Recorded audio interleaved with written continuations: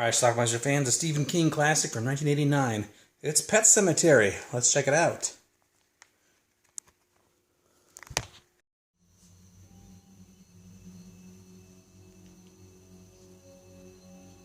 The Creed family is moving into this new house. Louis, Rachel, and their kids, Gage and Ellie. This is Denise Crosby. And they meet Fred Gwynn. He plays Judd. Lives across the street. Thank you so much. Thank you. That road, those Ringo trucks, the two main reasons is that. It's a path to a pet cemetery. Pet cemetery. Well, they wanted to see what was on that path, so Judd decides to give them a tour. There's the place. What's it say, Mommy? It says Pet Cemetery, honey. It's misspelled, but... Well, Louis is a doctor, and on his first day, he's got to deal with this kid got hit by a bus. His name is Victor Pascal. Now, he died, but he woke up. Soil of man's heart. That night, Come on, Doc. We've got places to go.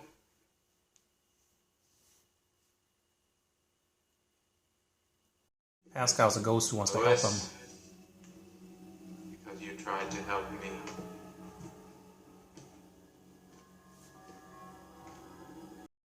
He takes him to the No pet matter cemetery. how much you may feel you have to, do not go on to the place where the dead walk. The next day, they find Ellie's cat. Must have been hit by a car or a truck, and it's dead. Judd takes him to a special place to bury it. This was a burial ground. Whose burial ground? Indians. Well, the next day, guess who's back?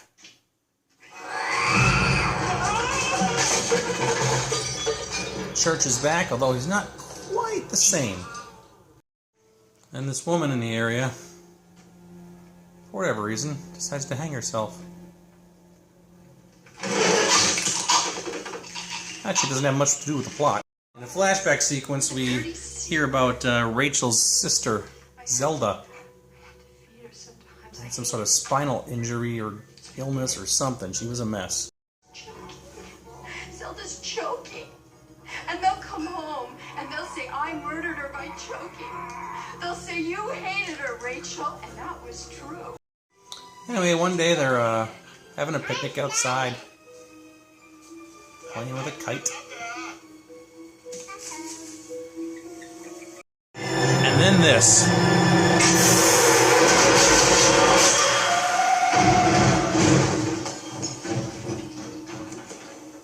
Fight breaks out at the funeral between father-in-law and Louis.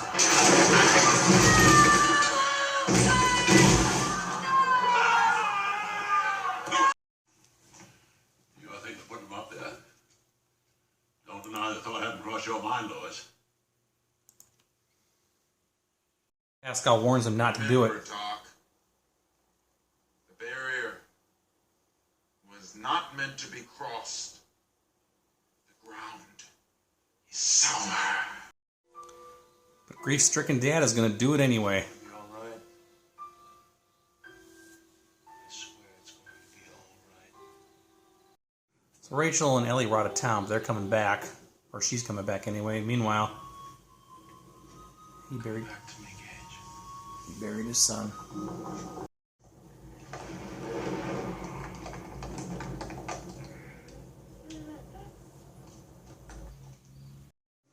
So Gage comes back. He's not quite himself either anymore.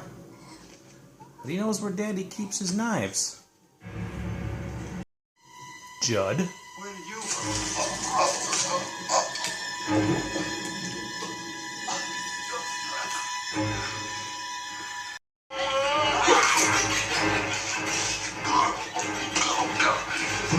Not only does he kill Judd, but he eats him.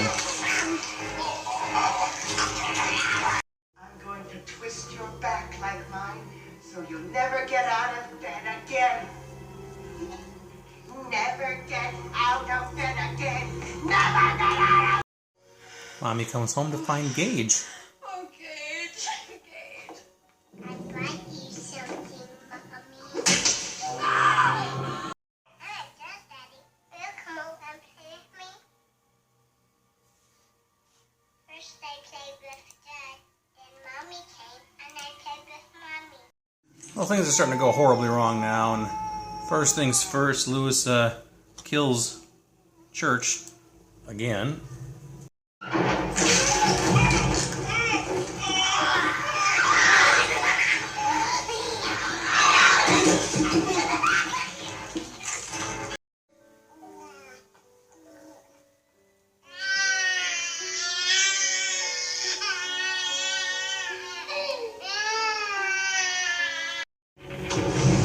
Then he torches the place,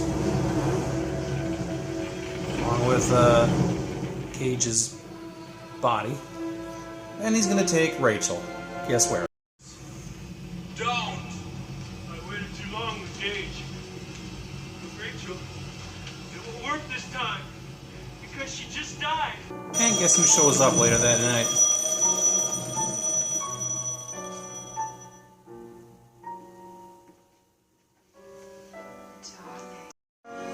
But she's not right either, clearly.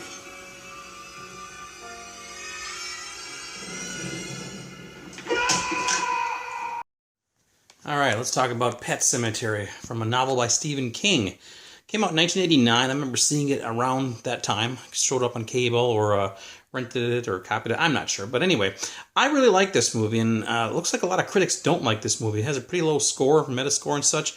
And I don't know why exactly, because this movie, it's very, very dark, and there's some really creepy stuff in this movie and disturbing stuff in this movie, and I like that from a film. This family moves into rural, probably Maine, I guess. That's where all Stephen King movies take place. And they live on this busy highway road. It's kind of out in the country. Fred Gwynn plays their neighbor across the street. He warns them about this road. The trucks are always going by, these big gas trucks or whatever they are, really fast. So it's dangerous. It's a dangerous road. And this new family has two little kids. One, Gage, who's like 2 or 3, really little.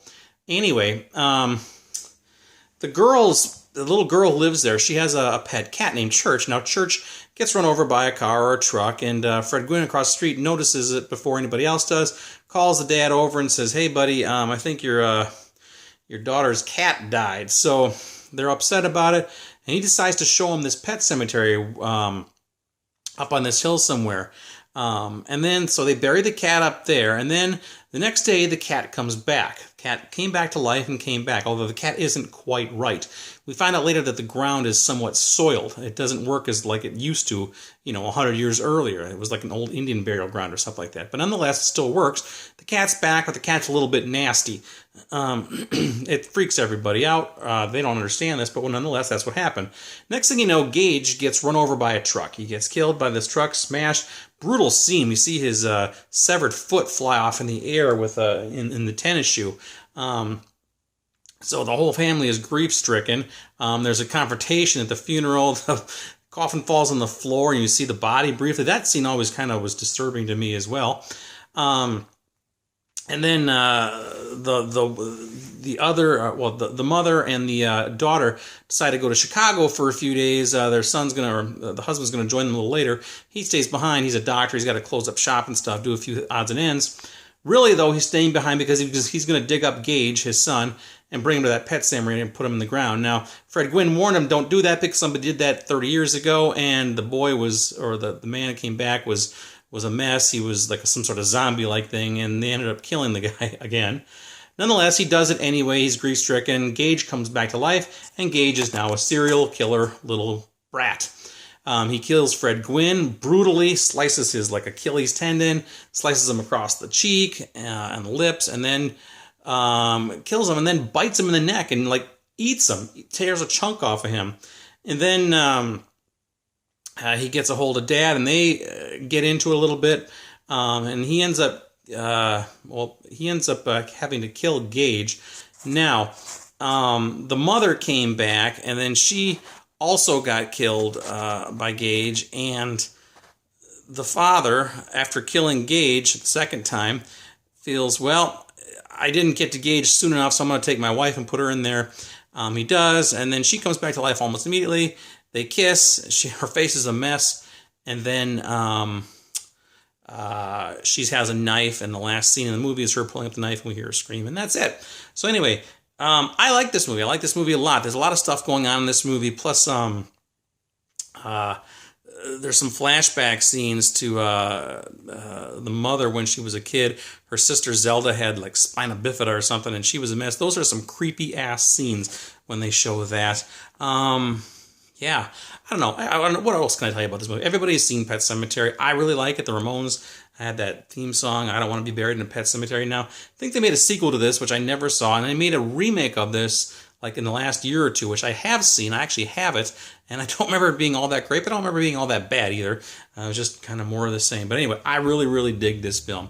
You can get it on Blu-ray, as you see here. It looks fantastic on here. Some commentary by the director. I like it. So anyway, Stephen King also has a small role in here, a cameo as a preacher. So I'm sure everybody's seen this movie, and there's not much more I can say about it, but tell me what you think about it. Do you like it, or are you like the critics who hate this movie? I like it. I dig it. I'm going to watch it every couple of years. So check it out. Leave some comments. Pet Sematary. I don't want to be buried in a pet cemetery.